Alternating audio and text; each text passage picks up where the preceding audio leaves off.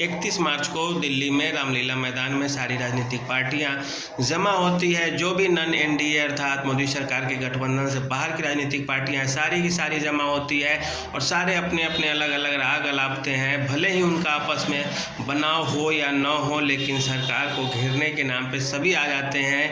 ममता बनर्जी बंगाल में कांग्रेस को 2 से ज़्यादा सीट नहीं दे रही थी, नहीं उनकी बात बनती है। दोनों अलग अलग चुनाव लड़ रहे हैं, लेकिन फिर भी इस रैली में आ जाते हैं और अपने अपने विचार सब लोग रखने लगते हैं कि वे सरकार के खिलाफ एकजुट है। सरकार के मुद्दे चाहे जो कुछ भी हो, इनका एक अलग मुद्दा चलता है, क्योंकि सरकार जिस मुद्दे पर चुनाव लड़ रही है उस मुद्दे को यहाँ से बोला तक नहीं जाता है। उस पर सारे लोग बोलने से बचते हैं, क्योंकि उन्हें अपने वोट बैंक खिसकने का डर सता रहा था। सबसे पहले हम एक एक करके अब बात यहाँ से गिनती करना शुरू जाते हैं कि उनका मुद्दा क्या था, उनके विचार क्या थे।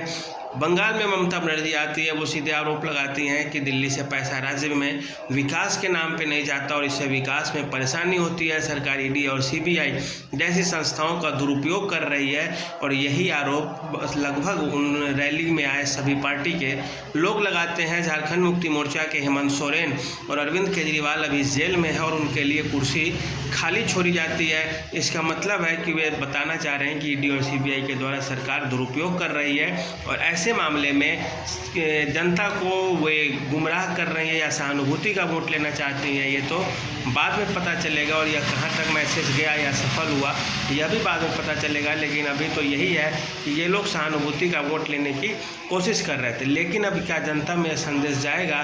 क्या घपले घोटाले करने वाले जो राजनेता हैं उनको लेकर जनता में कैसे विचार बनते हैं, किस तरह के आरोप प्रत्यारोप लगेंगे, या तो समय बताएगा। लेकिन इतना ज़रूर है कि इनका वही पुराना राग था कि लोकतंत्र की हत्या हो रही है, लोकतंत्र बचाओ, सरकार संविधान बदल देगी, संविधान खतरे में है, सहिष्णुता कम होती जा रही है, असहिष्णुता बढ़ती जा रही है समाज में। इसी तरह की जो कुछ 2-4 जो जुमले हैं, चुनावी जुमले जो 2013-14 से भारत की राजनीति में प्रवेश करती है, क्योंकि असहिष्णुता बढ़ती जा रही है समाज में।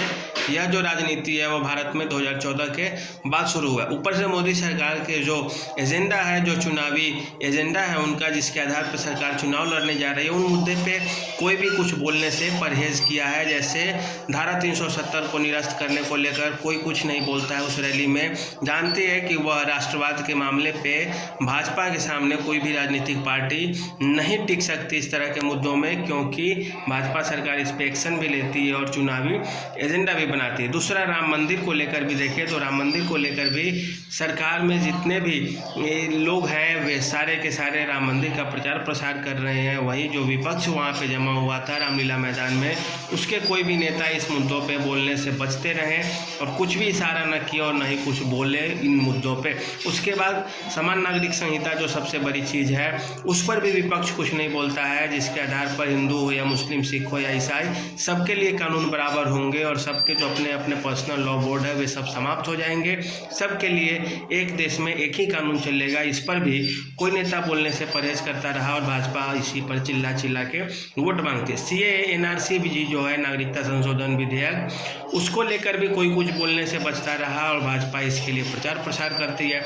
ऐसे में अब यह कहना बहुत ही मुश्किल काम लग रहा है कि आखिर इनका मुद्दा क्या है। क्या वही संविधान बचाओ, देश बचाओ, इस तरह के मुद्दे से वोट मांगेंगे, या दूसरी ओर भाजपा अरविंद केजरीवाल, हेमंत सोरेन जैसे विपक्ष के कई सारे नेता हैं, जैसे तेजस्वी यादव हो गए, उनके पिताजी चारा घोटाले में आरोपित थे, लालू यादव सजा याफ्ता भी हैं, और अखिलेश यादव सपा, उन पर भी आज से अधिक संपत्ति का मामला चल रहा था मुलायम सिंह यादव पे। तो इस तरह भाजपा यह आरोप लगाती है कि ये लोग बेईमान हैं, ये लोग भ्रष्ट हैं, और इस तरह के आरोप लगाने के बावजूद यदि आप सब एकजुट होते हैं और यही फिर मुद्दा उठाते हैं लोकतंत्र बचाओ, देश बचाओ, संविधान बचाओ, तो फिर ऐसे में जनता में इसका संदेश बहुत अच्छा जाएगा।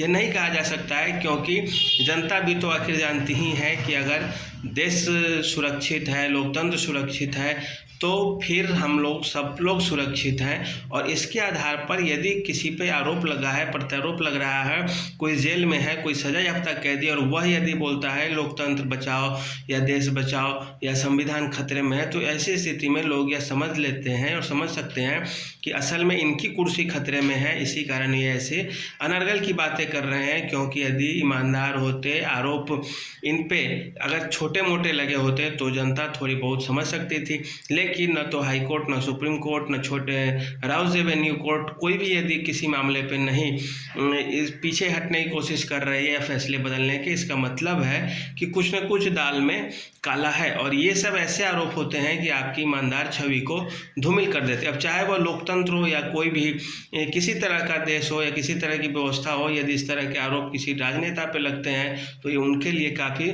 नुकसान का सौदा होगा। और जो 31 मार्च का जो रैली हुआ है उसका कुल मिलाकर भी समीक्षा करें तो आप देखेंगे कि यह कोई बहुत ज़्यादा जनता के बीच में सहानुभूति बटोरने में बहुत ज़्यादा ये नहीं कारगर होगा, क्योंकि इसमें न तो मुद्दे थे उस तरह के, वही रटी रटाई चीज़ें हैं। और जिस पर भी आरोप लगेगा, आप किसी भी व्यक्ति पर आरोप लगाएंगे कि आप चोर हैं, भ्रष्ट हैं, तो वह इतने आसानी से तो मानेगा नहीं।